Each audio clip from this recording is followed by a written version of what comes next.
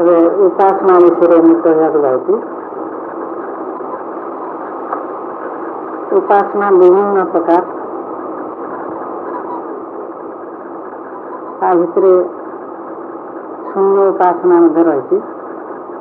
ଏ ଶୂନ୍ୟ ଉପାସନାକୁ ସାଧାରଣତଃ ଅନେକ ଧର୍ମ ବାଲା କରନ୍ତି।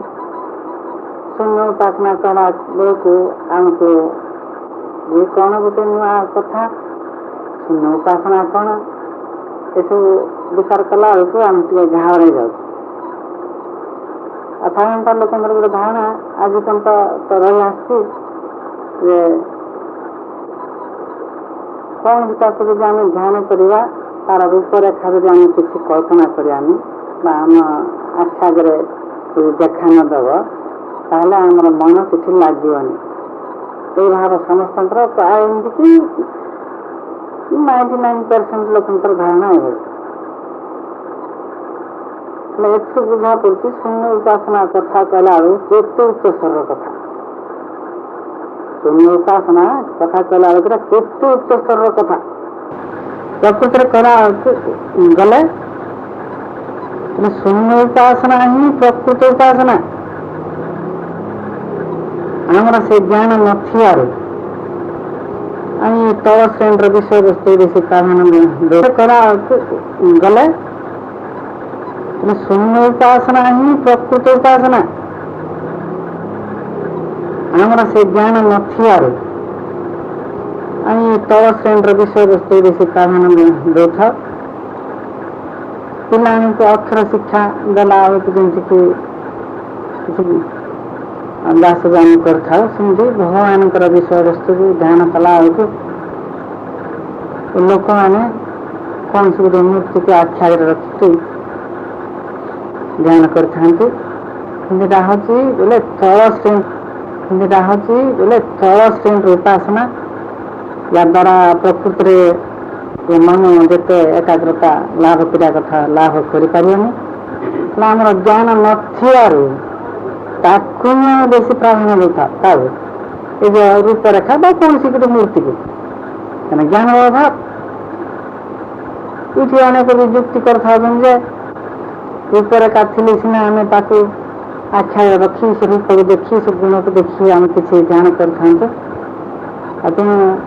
ମୂର୍ତ୍ତି ରଖିକରି ଧ୍ୟାନ କରିବାଟା ବା ପୂଜା କରିବାଟା ଏସବୁ କ'ଣ ଉଚିତ ନୁହେଁ କି? କେତେ କ'ଣ ସବୁ ପ୍ରଶ୍ନ ସବୁ ପଚାରିଥାନ୍ତି। ଆଉ ସେମାନଙ୍କର ଏମିତି ଗୋଟେ ଧାରଣା ହେଉଛି ଯେ ମୂର୍ତ୍ତି ଥିଲେ ହିଁ ଏକାଗ୍ରତା ଆସିବ। ଏଇଟା ସତ କଥା, କିନ୍ତୁ କଥାଟାକୁ ଉଚ୍ଚ ସ୍ତରରେ ବିଚାର କଲା ବେଳକୁ ପ୍ରକୃତରେ ତାର ମୂଲ୍ୟ ବହୁତ କମ୍ ଭିତରେ ବୁଝିବାକୁ ପଡ଼ିବ। ପ୍ରକୃତରେ ଏକାଗ୍ରତା ଆସିବାକୁ ମୂର୍ତ୍ତି ଠାରୁ ଶୂନ୍ୟ ଭାବନାର ହିଁ ବେଶୀ ଏକାଗ୍ରତା ଆସିବ। କିନ୍ତୁ ଆମେ ସେ ରହସ୍ୟ ଜାଣିନେ। ଆମେ କ'ଣ ବିଚାର ଥାଉଛୁ ନା ମୂର୍ତ୍ତି ଥିଲେ ହିଁ ଏକାଗ୍ରତା ଆସିବ ବୋଲି। ସେ ବିଷୟରେ ଏବେ କହିବାକୁ ହିଁ ଯାଉଛି।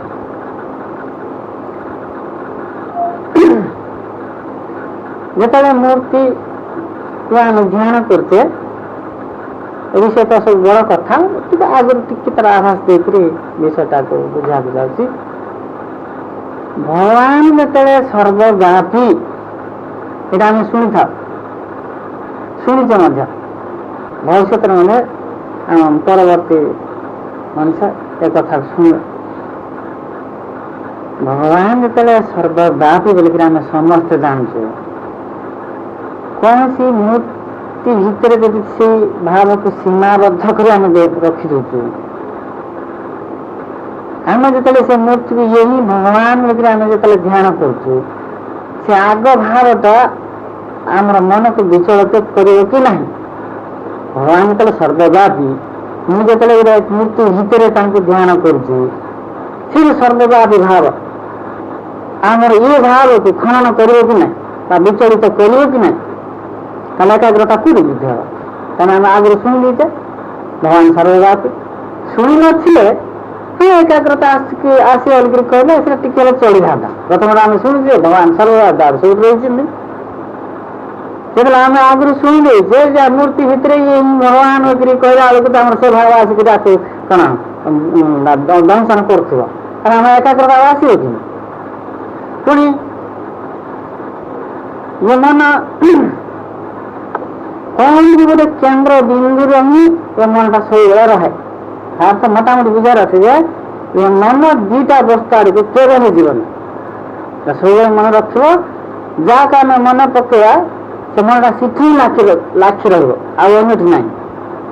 ଯାହାକୁ ଆମେ ମନେ ପକେଇବା ଏ ମନ ସେଠିକା, ସେ ମନଟା ବୋଲେ ଦୁଇ କେବେ ହେଇପାରିବନି। ଏଇଟା ସତ କଥା। ବୋଲେ ଦୁଇ ଆଡ଼କୁ ଏ ମନ କେବେ ହେଲେ ଯିବନି। ଏ ତୁମେ ନିଜେ ନିଜେ ବିଚାର କର, ତୁମେ ଘର ଆଡ଼କୁ ମନେ ପକ ନା ସ୍କୁଲ ଆଡ଼କୁ ମନେ ପକ, ଏତେ ଟାଇମ୍ ଏଇଟା ସମୟ ହେଉଛି। କାରଣ ମନ ତ କୁହାହେଲେ ଗୋଟେ ଆଡ଼େ କା ରହିବ, ତାକୁ ଛାଡ଼ିଦେଲେ ଏ ମନଟା ଅନ୍ୟ ଆଡ଼କୁ ଯିବ। ତାକୁ ଛାଡ଼ିଦେଲେ ଏ ମନଟା ଅନ୍ୟ ଆଡ଼କୁ ଯିବ। ହେଲେ ଅନେକ ସମୟରେ କ'ଣ ହେଉଛି, ଯାହାକୁ ଆମେ ମନେ ପକେଇକିରି ସେଠି ଆମର କ'ଣ ସେ ମନଟା ଲାଖି ରହିବା କଥା, ସେଠି ତ ଲାଖି ରହିବ। ଏଇ ଯେ ଇନ୍ଦ୍ରିୟ ଗୁଡ଼ାକର ଗୁଣ ଏମିତି ଯେ ଏଇ ଅବସ୍ଥାରେ ଯଦି ଅନ୍ୟାନ୍ୟ କୌଣସି ଇନ୍ଦ୍ରିୟ ଯଦି କୋଉଟାକୁ ଯଦି ଗ୍ରହଣ କରିବ, ଇଏ ମନ ଚାଟିକିନା ସେ ସ୍ଥାନ ଛାଡ଼ି ଦେଇକରି ଅନ୍ୟ ଆଡ଼କୁ ଗତି କରିବ।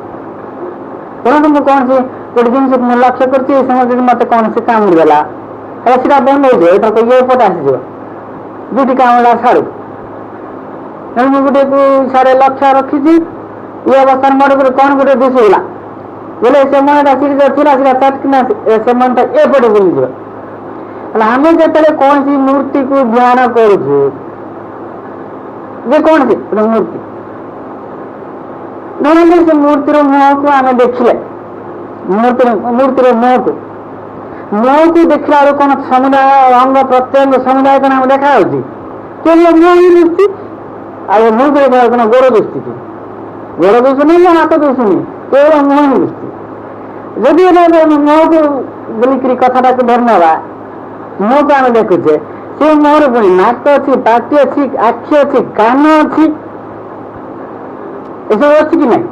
ହେଲେ ଏବେ କାହା ଉପରେ ତୁମର ଏ ଦୃଷ୍ଟି ନିକ୍ଷେପ କରିକିରି ଏ ମନକୁ ସେଠି ରଖିଛ? ପ୍ରଶ୍ନ ଆସିଛି। ନାକ ଉପରେ, ପାଟି ଉପରେ, ନା କପାଳରେ, ନା କାନ ଉପରେ? ଆମେ କହିପାରିବାନି। ହେଲେ ସେ ନୋଟ ଉପରେ ଆମେ କହିବି ନା ତା ମୁହଁ ଉପରେ? ତୁମେ ଯଦି ଧରନ୍ତୁ ତାଙ୍କର ସେ କପାଳରେ ଯଦି ଦୃଷ୍ଟି ନିକ୍ଷେପ କରିଛ, ସେତେବେଳକୁ ତୁମକୁ ସେ ନାକ ଅସ୍ପଷ୍ଟ ଆଡ଼ୁ ଦିଶୁଥିବ। ସେତେବେଳକୁ ସେ ଏକାଗ୍ରତାରେ ନାକକୁ ଆସିଲା। ନାକ ଉପରେ ଦେଖିଲା ବେଳକୁ ଆଖି ଦିଶିଯିବ, କାରଣ ସେ ପାଖରେ ସେଟା ରହିଛି, ଇନ୍ଦ୍ର ସାରୁ ଟାଣି ନେବ। ଏବେ ଆଖି ବି ପଳେଇଗଲା, ଆଖିକି ଦେଖି ଦେଖି ଆମର କାନ ଦିଶିଯିବ। ଏଥର ସେ ତୁମର ଏକାଗ୍ରତା କୁଆଡ଼େ ପଳେଇଲା? ଏବେ କାନ ଆଣିକି ବୋଲେ ମନଟା ସିଆଡ଼କୁ ପଳେଇଗଲା। ତାର ଏ ମନଟା ଯଦି ନିର୍ଦ୍ଦିଷ୍ଟ ସ୍ଥାନରେ କ'ଣ ନିକ୍ଷେପ ହେଇକି ରହିବା କଥା, ସେଠି ଆଉ ରହିପାରିବନି। ଆମେ କେବଳ ଲୋକଙ୍କୁ ଠକିବା ପାଇଁ ନା ନିଜକୁ ଆମେ ଠକିବା ପାଇଁ ଆମେ ଏଇଭଳିଆ କହୁଛୁ ଯେ ମୂର୍ତ୍ତି ନଥିଲେ ଏକାଗ୍ରତା ଆସିବନି। କେମିତି ଏକାଗ୍ରତା ଆସିବ? ତମେ କାହାକୁ ଲକ୍ଷ୍ୟ ରଖିଛ? ପ୍ରଶ୍ନ, କାହାକୁ ଲକ୍ଷ୍ୟ ରଖିଛ? ନାକକୁ, ହାତକୁ, ପେଟକୁ, ଛାତିକୁ, ତଳେ ମୁହଁକୁ? ୟା ଭିତରେ ଯେତେବେଳେ ଏତେ ବିଭିନ୍ନ ପ୍ରକାର କ'ଣ ବୋଲେ ଆକାର ସବୁଯାକ ରହିଛି, ସେଇ ମନ ବିଭିନ୍ନ ଆଡ଼କୁ ଧାଇଁବ ହିଁ ଧାଇଁବ। କିନ୍ତୁ ଏ ମଣିଷ ବୁଝିପାରୁନି, ମୂର୍ତ୍ତି ଥିଲେ ହିଁ ସେ ଆଡ଼କୁ ମୋର ମନ ଯିବା, ଏକାଗ୍ରତା ବଢୁଛି। କଦାପି ନୁହେଁ, ଏସବୁ ଅନ୍ଧବିଶ୍ୱାସ, ଆମେ ଅଜ୍ଞାନତାରେ ଏସବୁ କହୁଛୁ। କୌଣସି ଗୋଟିଏ ବିନ୍ଦୁ ଯଦି ହୁଅନ୍ତା, ଧରନ୍ତୁ ଗୋଟିଏ ବିନ୍ଦୁ ହେଲା, ତାର ଦୁଟି ହେଲା, ସେ ଦୁଟି ହେଲା, ମନଟା ସେଠି ରହିଥାନ୍ତା। କିନ୍ତୁ ଆମର ମୋର ତ ନାକ ଅଛି, ଆଖି ଅଛି, ପାଟି ଅଛି, କ'ଣ ବାଳ ଅଛି, ଭୁଲତା ଅଛି, ସବୁ ତାର তুমি কি বিন্দু নিক্ষেপ করছ? ସେ ଦୁଟି ବାର ନିକ୍ଷେପ କରିବା ତା ପାଖେ ତୁମକୁ ଦୁଶିବ, ହେଲେ ତ ମନ ସେପଟେ ପଳେଇଯିବ। ଏତେ ସବୁ ଅଭାବ ଏ ଭିତରେ ଥିଲେ ମଧ୍ୟ ଆମେ ସେକୁ ଏ ମୂର୍ତ୍ତିକୁ କ'ଣ ଆଖି ଆଗରେ ରଖିକିରି ଉପାସନା କରିବାଟା ଭଲ ବୋଲି କହୁଛୁ, ତାକୁ ସମର୍ଥନ କରୁଛୁ। କେତେ ଅଜ୍ଞାନ କଥା, କେତେ ଅଜ୍ଞାନ କଥା। ଗୋଟିଏ ଜିନିଷ ଥିଲେ ମନଟା ସେଠିକି ଲାଗିଥାନ୍ତା। ଆଚ୍ଛା, ଗୋଟିଏ ନୁହେଁ, ସେ ନିର୍ଦ୍ଦିଷ୍ଟ ଗୋଟେ କେନ୍ଦ୍ର ବିନ୍ଦୁ ପାଖରେ ତ ଆହୁରି ପୁଣି କେତେ ଗୁଡ଼ିଏ ସୁବିଧା ରହିଛି,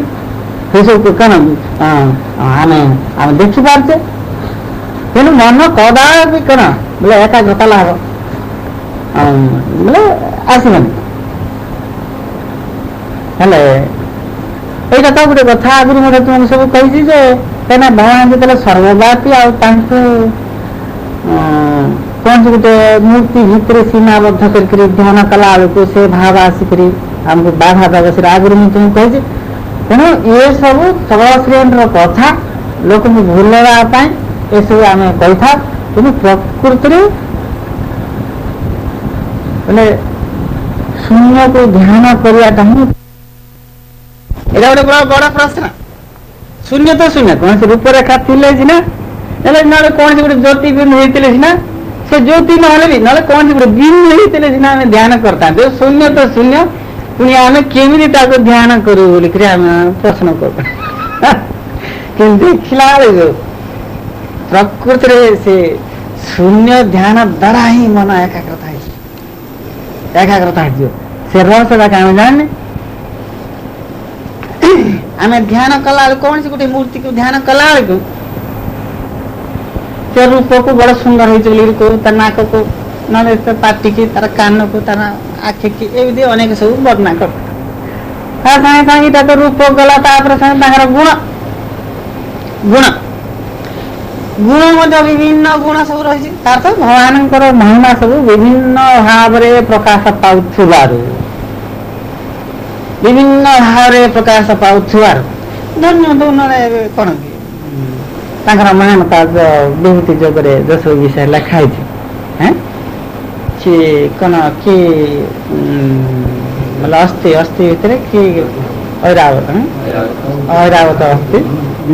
विभूति जोगरे सब जाक आम से कैरावत को मन पकड़ा बेलू आ गए मन पड़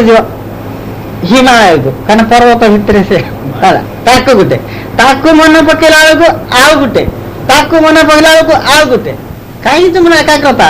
एकाग्रता कहीं कहीं पाखपार से अनेक गुड़े अच्छी ना नहीं गोटे सीना मन सीटे रही था महानता भर सब अनेक सब प्रकाश पाचे एकाग्रता के गोटे पर तो गोटे मन पड़ो आ तुम मन कौटा रहा कौटी रहा कि अज्ञान जे ये मनीष कौन ये रूप गुण द्वारा ही एकाग्रता आसवा द्वारा ही आम प्रकृत फल पाया जो आशा रखी केते अज्ञान कथा प्रकृति शून्य द्वारा ही बोले शून्य ध्यान द्वारा ही मन एकाग्र हो जाए शून्य देख कौन आम गोटे गोटे विचार करा कि प्रकृति शून्य बोले शून्य नुहे शास्त्र कौन कह शून्य को जिते आम ध्यान करते कौन गुण को ध्यान करते रूप को ध्यान करते ना रूप को ध्यान कला से रूप भीतर तो नाक कान सब मन पड़ा गुण को ध्यान करते विभिन्न प्रकार गुणावली से प्रकाश पाता शास्त्र कौन कह परम सत्य जहाँ आम परमात्मा कहूँ परम सत्य बोलिक जो पद व्यवहार करके कौन सूचौचु कौन सी रूपरेखा नहीं गुण नहीं तेणु कौन कहला निर्गुण निराकार निर्गुण निराकार जार कि कौन सी रूप नहीं कौन सी गुण नहीं कौन सी रूप नहीं कौन सी गुण नहीं प्रथम कौन कहली रूप को ध्यान कले मोरे ये मनटा एपटे सेपटे पड़ेगा गुण को ध्यान कले मोरे एपटे सेपटे पड़ेगा कि नहीं शून्य शून्य महाशून्य जो ये मनीष ध्यान कर खाली शून्य तुम द्वार देख शून्य कथा भल कर बुझा जमी इठी आम घरे ये तो घर लिखे है कि घरे पुणी अनेक जिन देखा घर अनेक जिन ये कोण नेला ये पटे गोटे जिन भिन्न दिशा आ गए कोण देखला आउ से पटे भिन्न दिशा आ गए दिगे देखला सारे पुणी भिन्न दिशा मनटा ये पटे से पटे पड़े शून्य अर्थात जुआर देखिए तो शून्य गोटेटा दुटा पार है शून्य तो शून्य तुम्हें कौन आखि के जुआरे नियो मन को जो नियन कहीं शून्य शून्य तेना दुईटा सीना मनटा हाँ छोटा यहाँ बड़ है चिट्ठू यार को फेरी आसता यहाँ फेरिया बात ना शून्य तो शून्य आगे गोटे तो दाड़ा तो शून्य तुम्हें जुआरे देख जुआरे देख से मन को जुआरे लगा शून्य शून्य शून्य शून्य जुआरे नहीं आते मन को सब शून्य आस तेणु କିଛି ବି ନୁହନ୍ତି ନେତି ନେତି ବୋଲିକି ଯୋଉ ପଦ ବ୍ୟବହାର ହେଇଛି ୟା ତାଙ୍କେ କଣ ୟା ନାହିଁ ବୋଲେ ନାହିଁ ନାହିଁ ବୋଲେ ୟା ତାଙ୍କେ ୟା ବି ନୁହନ୍ତି ତା ବି ନୁହଁ ତାର ଅର୍ଥ ନାହିଁ ନାହିଁ ଅର୍ଥ ନାହିଁ ନାହିଁ ଦ୍ୱିତୀୟ କହିବା ଅର୍ଥ ବୋଲେ କଥାଟାକୁ ପୁରାପୁରି କଣ ବୋଲେ ଆଉ ତୃତୀୟ ବାର ନାହିଁ କହିକି ତାର ସ୍ଥିତି ଦିଆଯାଉଛି ନାହିଁ ନାହିଁ କହିବା ଅର୍ଥ ଦ୍ୱିତୀୟ କହିବା ଅର୍ଥ କଣ ବୋଲେ ଆଉ ନାହିଁ ଦ୍ୱିତୀୟ ପ୍ରଶ୍ନଟା ନାହିଁ ନାହିଁ ନାହିଁ କହିଲେ ଦ୍ୱିତୀୟ ଥର କହୁନା ବୋଲିକି ଆମେ ଯେମିତିକି ରାଗି କିରାଣ କହିଦେଉଛୁ ନାହିଁ ନାହିଁ ବୋଲିକି ବୋଲେ କଣ ନାହିଁ ବୋଲେ ତ ଗୋଡ଼ ଧରା ନାହିଁ ନାହିଁ ବୋଲିକି ବୋଲେ ଦ୍ୱିତୀୟ ବୋଲେ ତୁମେ ଦ୍ୱିତୀୟ ଥର କହିବା ଦରକାର ନାହିଁ ହେଲେ ଯେତେବେଳେ ନାହିଁ ଭଗବାନଙ୍କୁ ସେଇ ଯୋଉ ପରମାତ୍ମାକୁ ଯେତେବେଳେ ନିହାତି ନିହାତି କୁହାଗଲା କୌଣସି ରୂପ ନାହିଁ କୌଣସି ଗୁଣ ନାହିଁ ତାଙ୍କୁ କୌଣସି ତାଙ୍କ ତୁଳନା କରି ହବନି ତାର କଣ ହେଇଛି ବୁଝା ହେଲା କାରଣ ଗୋଟିଏ ଅବସ୍ଥା ବା ଗୋଟିଏ ସ୍ଥିତି ବା ଗୋଟିକୁ ବି ପଏଣ୍ଟ ହେଲା କି ନାହିଁ ଗୋଟିଏ ଅବସ୍ଥା ବୋଲ ମାନେ କଣ ଗୋଟେ ସ୍ଥିତି ବୋଲ ଯେକୌଣସି ଗୋଟିକୁ ବି ପଏଣ୍ଟ ହେଲା କି ନାହିଁ ଗୋଟିକୁ ବୁଝିଲା କିନ୍ତୁ ତାର କୌଣସି ରୂପକରେ ରେଖା ନାହିଁ ଗୋଟିକୁ ବୁଝୁଛି कि सी गोटिकर कौन सी रूपरेखा को पॉइंट आते रूप नहीं कि गुण नहीं बुद्धिवादा गोटी का किंतु गुण भी नहीं रूप भी नहीं यही भाव रे जो मनीषा तंगे किछि भी नुहंती किछि शून्य शून्य महाशून्य भाव रे तंगा शून्य अर्थ बोले किछि नहीं तार अर्थ किछि भी सत्ता रही तार कौन सी रूपरेखा नहीं से सत्ता अछि एक सत्ता अच्छी एक कौन सी रूपरेखा नहीं बोली जो से ध्यान कर मन को से जो दिग को नौ ना कहीं ऊपर नौ कि तल को नौ क्या पखा नो जुआर न ये जुआर देखो ये जुआर देखो जदि आम एमती देखिले आम कांत न दुश्ची कांत भी नुहति प्रथम काटिदेव किसी तो नुहति कथा कांथ बोले सीना धड़ा दुश्ची कि कला दुश्ची कि कि रंगर किसी भी नुहति प्रथम ही जो तुम्हें कणा आगुरी तार प्रतिबंधक भाव में जोटा सब जाक प्रकाश पाए प्रथम ही जो तुम काटिदेल से किसी भी नुहति गुटु का पॉइंट ढाला कि नहीं गुटु का पॉइंट ढाला किसी भी नुहति यही भाव नहीं जो मनुष्य ध्यान कर मन सिठी लगे तुम्हें से मन को जुआर जो दिगरे ना घुंचिक आसि शून्य कौन आखि बुझी दियो देखा दरकार नहीं आखि बुझी दियो देखिले शून्य आखि बुझिले आम मन भितर जो सब कल्पना सब प्रकाश पाई था तार मोटामोटी अर्थ या मन भितर जो सब कल्पना प्रकाश पाई था से कल्पना सब प्रथम ही काटिदेले मिलेगला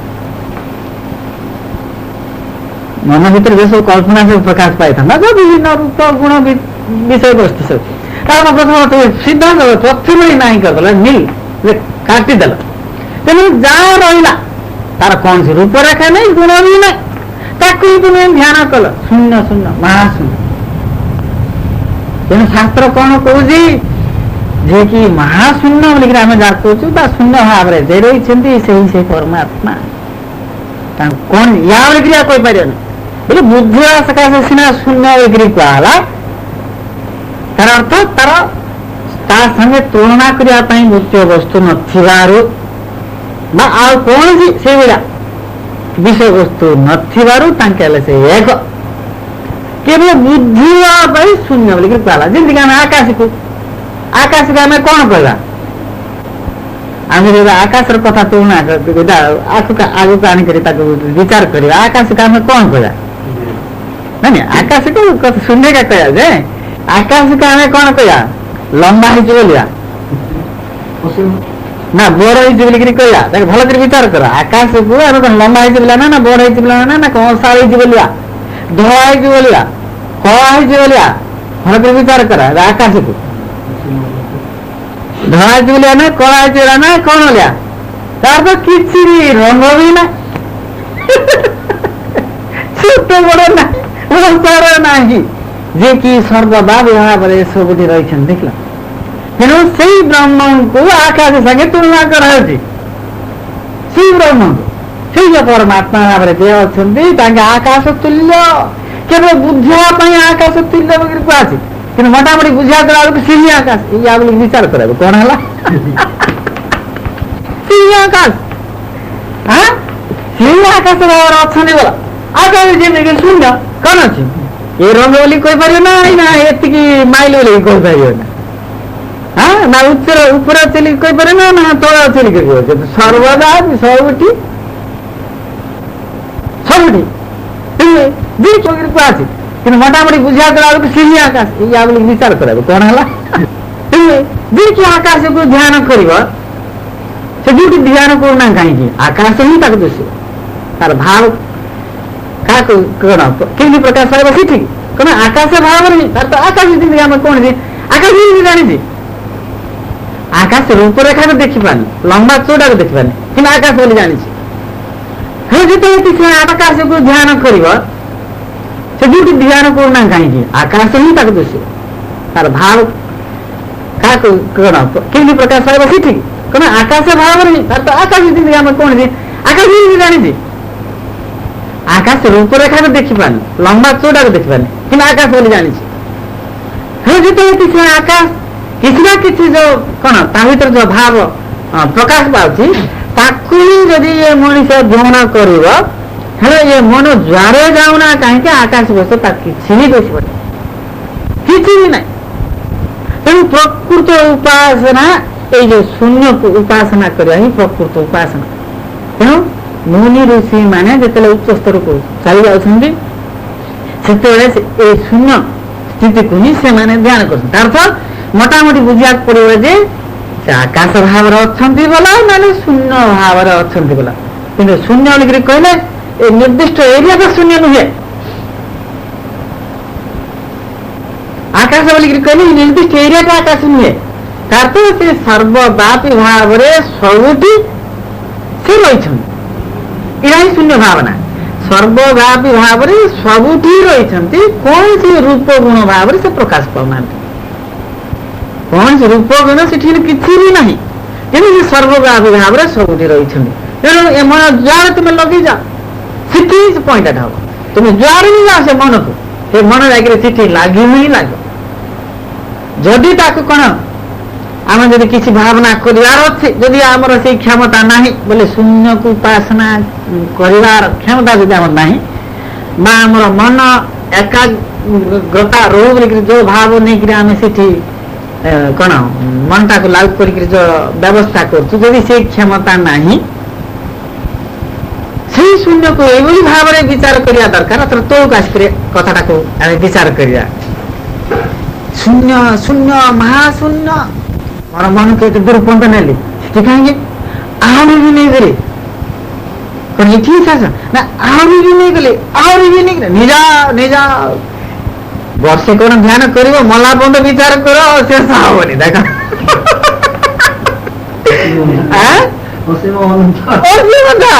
କଥା ବୁଝିପାରିଲେ କି ନା ଆମର ମନଟା କେତେ ମାଇଲ ପର୍ଯ୍ୟନ୍ତ ମୁଁ ଶୂନ୍ୟରେ ଧ୍ୟାନ କଲେ ତ କମେ ଆଉ ଟିକେ ନେଇଗଲେ ଆଉ ଟିକେ ନେଇଗଲେ ଆଉ ଟିକେ ନେଇଗଲେ ଆଉ ଟିକେ ନେଇଗଲେ ଆଗକୁ କାହିଁକି ମୁଁ ନେବି ବୋଲିକିରି ବିଚାର ନହେଲେ ପକାକି ନିଅ ତଳକୁ ନିଅ ଯାର ନିଅ ସେଟା ସେଇଠିକିରି ହିଁ ବୋଲେ ସେଟା ଫେରିବାର ଆଉ ଚାନ୍ସ ନାହିଁ ଆଉ କୁଆଡେ କରୁଛି ସେଠି ଲାଖି ରହିଲା তুমি ଆଉ ଟିକେ ଯଦି ବିଚାର କରୁଛି ତାର ଗତି କଲା ବୋଲେ ଆଉ ବୁଲିବାର ପ୍ରଶ୍ନ ନାହିଁ କାହିଁକିନା ଯାହାର ବୁଲିବା ମଧ୍ୟ ତ ସେଇ ଶୂନ୍ୟ ତେଣୁକରି ଯଦି ଆହୁରି ଯଦି ଆମେ ତଳକୁ ଆସିକରି ବିଚାର କରିବା ନା ନାହିଁ ସେଇ ଶୂନ୍ୟ ସର୍ବବ୍ୟାପୀ ସର୍ବବ୍ୟାପୀ ସର୍ବବ୍ୟାପୀ ଅର୍ଥ ବୋଲେ ନିର୍ଦ୍ଦିଷ୍ଟ ସୀମା କଥାଟା ସେଠି ନାହିଁ ସର୍ବବ୍ୟାପୀ ସର୍ବବ୍ୟାପୀ ଭାବରେ ସେ ସବୁଠି ରହିଛନ୍ତି ସର୍ବବ୍ୟାପୀ ଭାବରେ ସବୁଠି ରହିଛନ୍ତି ଏଇଭଳି ଭାବରେ ଯେ କି ଧ୍ୟାନ କରେ ଯୋଉ ସ୍ଥୂଳ ରୂପକୁ ଆମେ ଧ୍ୟାନ କରିକିରି କଣ ତ ଆମର ଉପାସନା ଚଲେଇଥିଲେ এটা ନିର୍ଦ୍ଦିଷ୍ଟ ସୀମା ହେଇଗଲା କାହିଁକିନା ନିର୍ଦ୍ଦିଷ୍ଟ ରୂପରେଖାକୁ ଧ୍ୟାନ କଲା ବେଳକୁ ଏ ଯେ କଣ ରୂପ କଣ ଏତିକି ଏତେ ଛୋଟ ଆଉ ତ ବଡ ଥିବ ଆଉ ତ ବଡ ଥିବ ଆଉ ତ ବଡ ଥିବ ଏମିତି ଗୋଟେ ବିଭିନ୍ନ ପ୍ରଶ୍ନ ଆକା ବି ଆସିବ ଆଉ ମନକୁ ସବୁ ବିଚଳିତ କରିବ ଏତିକା ସୁନ୍ଦର ଆଉ ତ ସୁନ୍ଦର ଥିବ ଆଉ ତ ସୁନ୍ଦର ଥିବ ସେଟା ଆମେ ବିଚଳିତ କରିବ ସେଥିରେ ଆଉ ବଢେଇବାକୁ ନାହିଁ ଶୂନ୍ୟ ଉପାସନାରେ ଛୋଟ କରିବାର ପ୍ରଶ୍ନ ନାହିଁ ବଢେଇବାର ବି ନାହିଁ ଛୋଟ କରିବାର ପ୍ରଶ୍ନ ବି ନାହିଁ ଦେଖନ୍ତୁ କଳ୍ପନା ମଧ୍ୟ ନାହିଁ ଦେଖିଲ ଏଇଟା କଳ୍ପନା ସବୁ ଛୋଟ ବଡ ରୂପରେଖା ଭିତରେ ସିନା ଆମର କଳ୍ପନା, ଯୋଉଠି ସବୁ କିଛି ନାହିଁ କଳ୍ପନା ହିଁ ବନ୍ଦ। ଦେଖିଲ ତ କଳ୍ପନା ପଏଣ୍ଟ ଆଉ ରହିଲାନି। ଆଉ ଯୋଉଠି କଳ୍ପନା ବି ନାହିଁ ମନ ଯୋଉଠି ତୁମେ ଲଗେଇଲେ ସେଠି ଲଗେ। ଯେତେ ସବୁ ମହାପୁରୁଷ ମାନେ ଏଇଭଳି ଭାବରେ ତାଙ୍କୁ ଧ୍ୟାନ କରନ୍ତି, ଏଇଭଳି ଭାବରେ ଯୋଉ ମଣିଷ ଧ୍ୟାନ କରିବ ତାଙ୍କ ଏକାଗ୍ରତା ଚଞ୍ଚଳ ଆସିଯିବ। ଏମିତି ଚଞ୍ଚଳ ଅଛି ଯେ ଏକାଗ୍ରତା ବଢି ବଢି ବଢିକି ମଣିଷ ସମାଜ ସ୍ତରକୁ ସମାଜ ଅବସ୍ଥାକୁ ପହଞ୍ଚି ଯାଉଛି। ଏକ ନିର୍ବିକଳ୍ପ ସ୍ତରକୁ ଯିବା ପାଇଁ ଯେମାନେ କି ଶୂନ୍ୟ ଉପାସନା କରୁଛନ୍ତି, ନିର୍ବିକଳ୍ପ ସ୍ତରକୁ ଯିବା ପାଇଁ ଅତି ସହଜ ଅତି ଚଞ୍ଚଳ। କିନ୍ତୁ କୌଣସି ରୂପରେଖାକୁ ଧ୍ୟାନ କରି ନିର୍ବିକଳ୍ପ ସମାଜ ସ୍ତରକୁ ପହଞ୍ଚିବା ବହୁ ଦିନ ଲାଗିଯିବ, ବର୍ଷ ଲାଗିବ କି କେତେ ଜୀବନ ମଧ୍ୟ କଟିଯିବ। ଦେଖନ୍ତୁ ମନର ଏକାଗ୍ରତା ଆଣିବା ପାଇଁ ଏତେ ସହଜ ପନ୍ଥା ଅଛି, ଆମେ ସେସବୁ ଜାଣିନେ। କେବଳ କୌଣସି ଗୋଟେ ରୂପରେଖା ଭିତରେ ହିଁ ଆମେ ଆବଦ୍ଧ ହେଇକି ରହୁଛେ। କେତେ ଅଜ୍ଞାନ କଥା ତେଣୁ କୌଣସି ରୂପରେଖା ଧ୍ୟାନ କରିବା ଅର୍ଥ ସେଠି କଳ୍ପନା ହେଇଯାଉଛି। ମନରେ ଯୋଉ ସବୁ କଳ୍ପନା ଅଛି ସେଇଟା ହିଁ ଆମର ମନକୁ ବିଚଳିତ କରୁଛି। ଆମେ ଗୋଟେ ଧ୍ୟାନ କରୁଥିବା ସେଥିରେ ଯାହା ଗୋଟେ ଭିନ୍ନ ଭାବ ଯଦି ଆସିଗଲା ହେଲେ ଏକାଗ୍ରତା ଭଙ୍ଗ ହେଲା କି ନାହିଁ? ଭଙ୍ଗ ହେଲା। ଯୋଉଠି କୌଣସି କିଛି ବି ନାହିଁ ଏକାଗ୍ରତା ସେଠି ପୂର୍ଣ୍ଣ ଭାବରେ ସେଟା ପ୍ରକାଶ ପାଇଲା ପୂର୍ଣ୍ଣ ଭାବରେ। କିନ୍ତୁ ସିଦ୍ଧାନ୍ତ ଏଇ ଭାବ ମଧ୍ୟ ପୋଷଣ କରିବାର ଅଛି ଯେ ସେଇ ଯୋଉ ପରମାତ୍ମା ସର୍ବବ୍ୟାପୀ ଭାବରେ ସବୁଠି ରହିଛନ୍ତି, ସର୍ବବ୍ୟାପୀ ଭାବରେ ସବୁଠି ରହିଛନ୍ତି। ତାଙ୍କର କୌଣସି ରୂପରେଖା ନାହିଁ, ତାଙ୍କ ଶୂନ୍ୟ ମହାଶୂନ୍ୟ ବିଚାର କଥା। ଗୁଣ ଯେତେବେଳେ ନାହିଁ ଶୂନ୍ୟ, ରୂପ ଯେତେବେଳେ ନାହିଁ ତା ମଧ୍ୟ ଶୂନ୍ୟ। ରୂପ ବି ନାହିଁ ଗୁଣ ବି ନାହିଁ। ଦେଖନ୍ତୁ ରୂପ ବି ନାହିଁ ଗୁଣ ବି ନାହିଁ।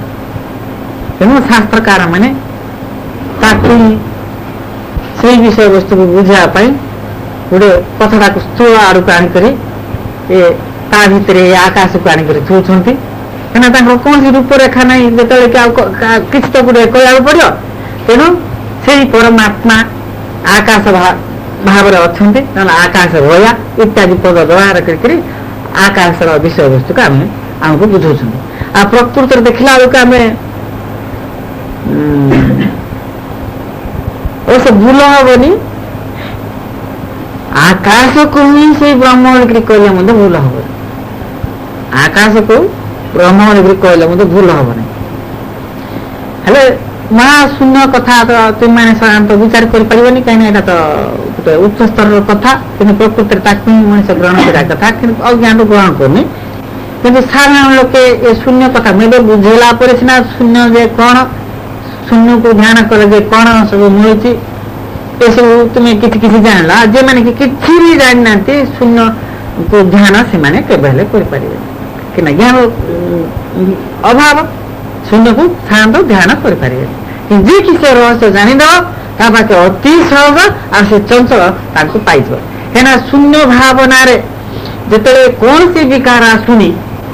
এইভাবে ধ্যান করু করু করু করু এ মন ভিতরে আজি পর্যন্ত যে সব বিকার গুড়াক সব যাক কেনা রয়েছি আজি পর্যন্ত আগে বলে কেতে জন্মর সব যে সব বিকার যাক ধীরে ধীরে ইয়া শূন্য হয়ে যাক বাধ্য। তার গোটে সাইন্টিফিক গোটে রিজন আমি কহিବାକୁ যাচ্ছি। থর যদি আমি কোনসি বিষয় যদি কোন মনে পকেবা দ্বিতীয় থর আউথরে মনে পড়ে, আমি যদি তাকে মনে পকাইয়া যদি চেষ্টা করি কাগজ যদি পচারিয়া না বহিরে যদি লেখা হইଥିବା বিষয় সেই বিষয় যদি বার বার আমি যদি পড়িবা, আমি যেতে তা সাথে লিঙ্ক রখিবা সে সেতে থর সে অটোমেটিক আসিকি আম পাখে দেখা দেউথ। অটোমেটিক তার তো যে মଣିষ যেটা থরে চিন্তা করথিব সেই চিন্তা আউথরে সে রিপিট হউথিব, আউথরে রিপিট হউথিব। আমি যেতলে যেমিতিকি আমি কোনসি বহিরে পড়িয়াটাକୁ ଆମେ କଣ ମନକୁ ଆସିଛି, କିଛି ଦିନ ଯଦି ସେ ବହି ନ ଦେଖିବା ଧୀରେ ଧୀରେ ଧୀରେ ଧୀରେ ସେକୁ ସେ ଯୋଉଟା ଆମକୁ କଣ ମନକୁ ଛୁଉଁଥିଲା ସେ ଜାଗା ଆଉ ଛୁଇଁ ପାରିବନି, କାରଣ ସେକୁ ଏ ମଣିଷ ଭୁଲି ଯାଉଛି। ଠିକ ସେମିତି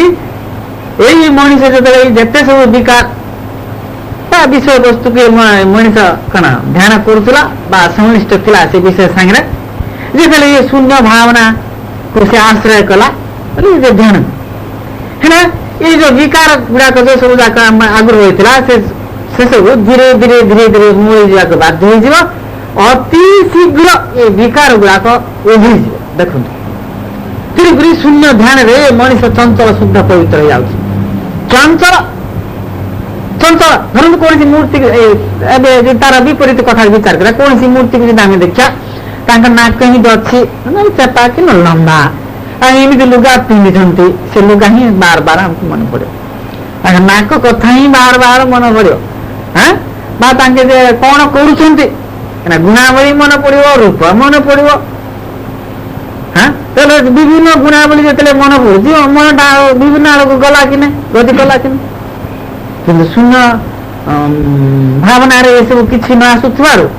ଯେତେ ସବୁ ବିକାର ସବୁ ଆମ ପାଖରେ ରହିଛି ସେ ସବୁ ଧୀରେ ଧୀରେ ଧୀରେ ଧୀରେ ନଷ୍ଟ ହେଇଯାଉଛି ବାଧ୍ୟ ଅତି ଶୀଘ୍ର ହିଁ ହୋଇଯିବ ଅତି ଶୀଘ୍ର।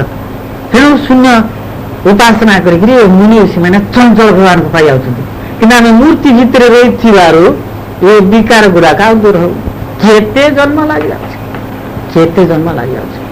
ଏବେ ସେଇ କଥା କହିବାକୁ ଆସୁଥିଲି ପୁରା ଯେ ଆକାଶରେ କେମିତି ବ୍ରହ୍ମ ଆଉ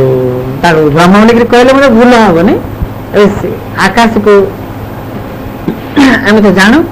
ଯେ ଯେତିକି ଜାଣିବା କଥା ଆକାଶ ବିଷୟରେ ଆମେ ସେତିକି ଜାଣିନୁ ତେଣୁ ଆକାଶ ସମ୍ବନ୍ଧୀୟ ବିଷୟବସ୍ତୁ ଟିକେ ଆଭାସ ଦେଉଛି। ଆକାଶ କଣ ଏବେ ଟିକେ ଆଭାସ ଦିଆହେଲା। ପ୍ରକୃତିରେ ଆମେ ଯୋଉ ପଞ୍ଚଭୂତ କଥା ବିଚାର କରୁଛୁ ପ୍ରଥମ ଭୂତ ଭାବରେ ଆମେ କାହାକୁ ଧରି ନେଇଛେ ଆକାଶ ଆକାଶରୁ ହିଁ କଣ ବାୟୁ ସୃଷ୍ଟି ହେଲା ବାୟୁ ପରେ ଆଉ ଥରେ କଣ ସୃଷ୍ଟି ହେଲା ବାୟୁ ପରେ ଅଗ୍ନି ଅଗ୍ନି ପରେ କଣ ଜଳ ଜଳ ପରେ କଣ ମାଟି ପୃଥିବୀ ଦେଖିବାକୁ ଗଲା ବେଳକୁ ଇଏ ଚାରିଟା ଭୂତ ଯାକ ଆକାଶ ଭିତରେ ରହିଛି ଚାରିଟା ଭୂତ ଯାକ ଆକାଶ ଭିତରେ ରହିଛି କିନ୍ତୁ ଆକାଶକୁ ଆମେ ଦେଖିପାରୁନୁ ବାକି ଯାକ ଦେଖିପାରୁଛୁ ତା ଭିତରେ ଦ୍ୱିତୀୟଟା ହଉଛି ବାୟୁ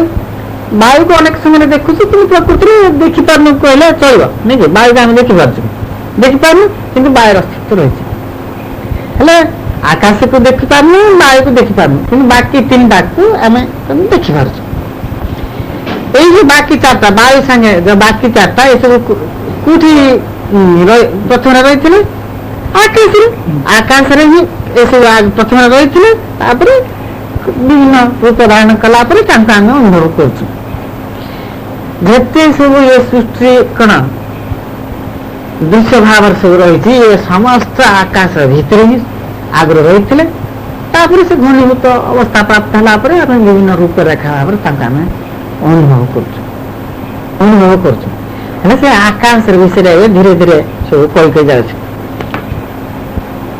ଆକାଶକୁ କେତେ ବାର ସବୁ ବିଭକ୍ତ କରାଯାଇଛି ଶାସ୍ତ୍ର ତ ବିଭିନ୍ନ ପ୍ରକାର ସବୁ ଲେଖା ହେଇଛି ଆମେ ଗୋଟେ ନିର୍ଦ୍ଦିଷ୍ଟ ବିଷୟ ବସ୍ତୁକୁ ଆମେ ବୁଝାଇବାକୁ ଯାଉଥିବାର ଦିବ୍ୟଦର୍ଶନ ତରଫରୁ ତାକୁ ବିଚାର କରିବା କଥା ସେ କହୁଛୁ। ଆକାଶ ମହାକାଶ ଦୁଇ ଭାଗରେ ବିଭକ୍ତ କରାଯାଇଛି ଆକାଶ ମହାକାଶ ଆକାଶ ବୋଲିକି ବୋଲେ ଯେତେ ସବୁ ଗ୍ରହ ନକ୍ଷତ୍ର ସବୁ ରହିଛି ପ୍ରତ୍ୟେକ ଗ୍ରହ ନକ୍ଷତ୍ର ଆକର୍ଷଣ ଶକ୍ତି ରହିଛି ପ୍ରତ୍ୟେକ ଗ୍ରହ ନକ୍ଷତ୍ର ନିର୍ଦ୍ଦିଷ୍ଟ ସୀମା ଭିତରେ ମଧ୍ୟ କିଛି କଣ ବାୟୁମଣ୍ଡଳ ବି ରହିଛି ବିଭିନ୍ନ ପ୍ରକାର ବାୟୁ କୋଉଠି ବି ପତଳା ଅଛି କୋଉଠି ମୋଟା ଅଛି କୋଉଠି ବିଭିନ୍ନ କଣ ଉପାଦାନ ନେଇକରି ବାୟୁମଣ୍ଡଳ ଗୋଟେ ରହିଛି ବାୟୁମଣ୍ଡଳ ଯେତିକି ପର୍ଯ୍ୟନ୍ତ ରହିଛି ସେଠି ବର୍ଷା ହଉଛି ପକ୍ଷୀ ଉଡ଼ିବା ମେଘ ହେବା ଇତ୍ୟାଦି ଇତ୍ୟାଦି ବୋଲେ ବାୟୁମଣ୍ଡଳ ସ୍ଥଳ ଭିତରେ ଏଇଟା ମଧ୍ୟ ଆକାଶ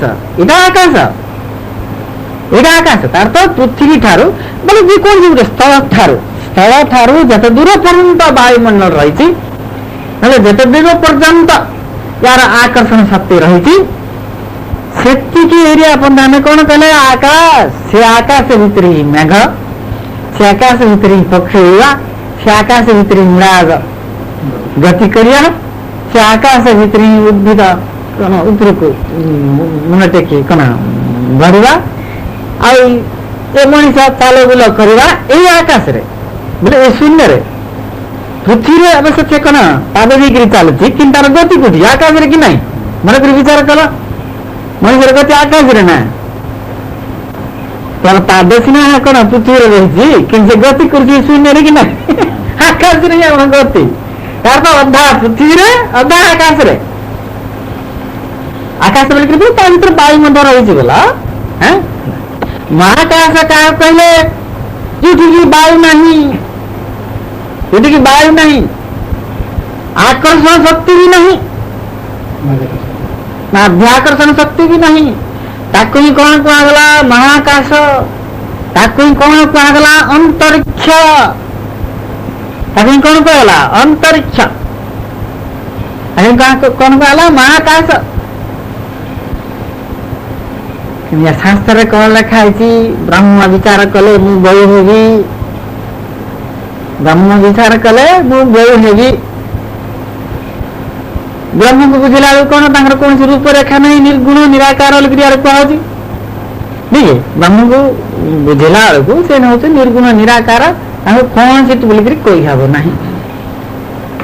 ଠିକ ସେଇ କଥା ଆକାଶକୁ ଆଣିକିରି ସେ କଥାଟାକୁ ବିଚାର କର ଆକାଶକୁ କଣ କହିବ ନିର୍ଗୁଣ ନିରାକାର